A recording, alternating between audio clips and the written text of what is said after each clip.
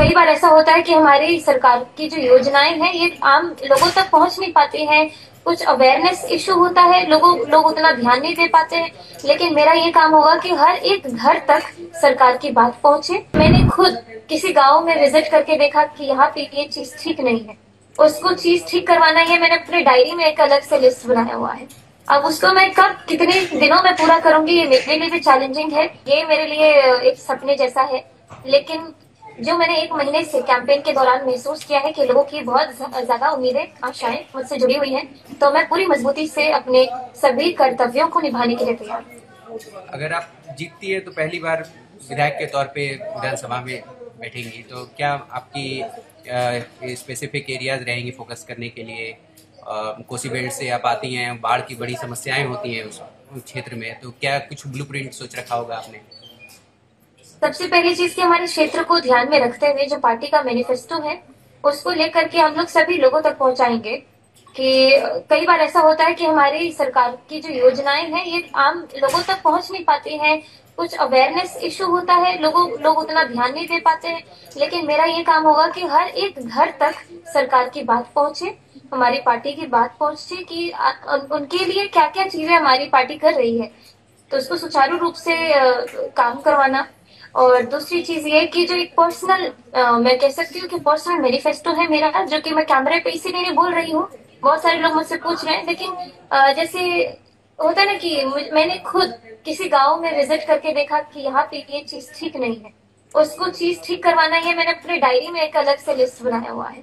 अब उसको मैं कब कितने दिनों में पूरा करूंगी ये मेरे लिए भी चैलेंजिंग है, क्योंकि ये मेरा पहला टर्म है एक विधायक के रूप में, एक नया जीवन है मेरा। तो मैंने बहुत बेस्ट सोचा है अपने हिसाब से कि अपने क्षेत्र को एक मिसाल के रूप में दिखाऊंगी दुनिया वालों को। अगले 5 साल में जो मैंने काम किया है ये सब अपने काम से साबित करूंगी कि जो मुझ पे भरोसा करके इतनी यंग लड़की को टिकट दिया गया वो उसको मैंने पूरा किया। तो ये सब चीजें हैं जो मैं आगे के लिए सोच रही हूँ। बहुत उत्साहित हैं आप, जैसे आप उभरती हुई कलाकार के रूप में अभी आपका ये प्रोफेशन और पैशन, ये एक पॉलिटिकल सिनेरियो हो गया, आपका पैशन सिंगिंग भी रहा है, तो ये इन दोनों का कैसे आप समीकरण बना पाएंगी? प्रोफेशन है उसको पैशन में समझना चाह रहे हैं या पैशन को प्रोफेशन में कन्वर्ट करना चाहेंगे? नहीं, इतना तो मैथमेटिक्स लगाने की जरूरत ही नहीं है इसमें।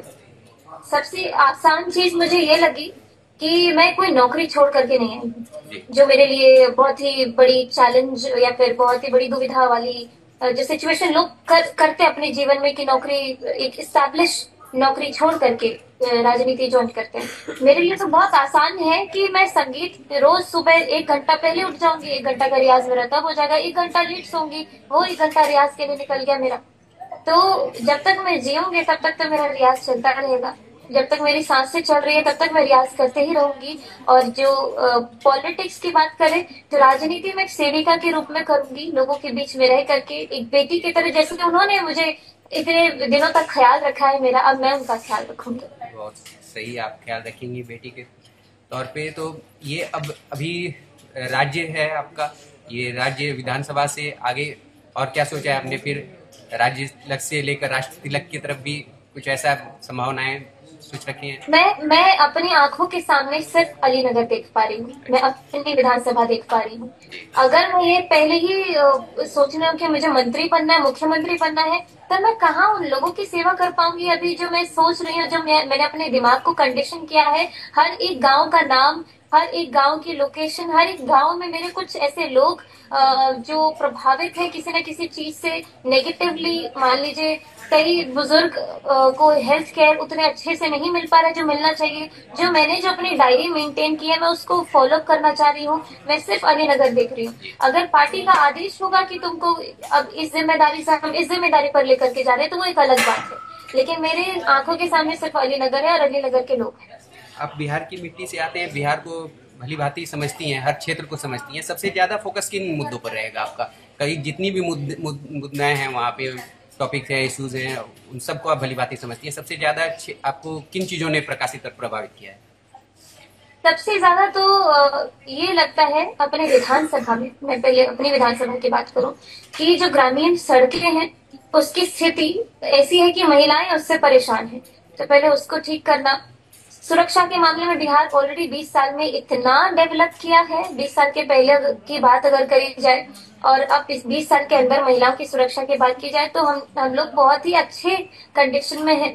और युवाओं के लिए रोजगार की बातें की जाए तो इसके लिए हमारे पार्टी का जो मैनिफेस्टो है, आपने अगर से पढ़ा होगा तो उसमें बहुत कुछ है।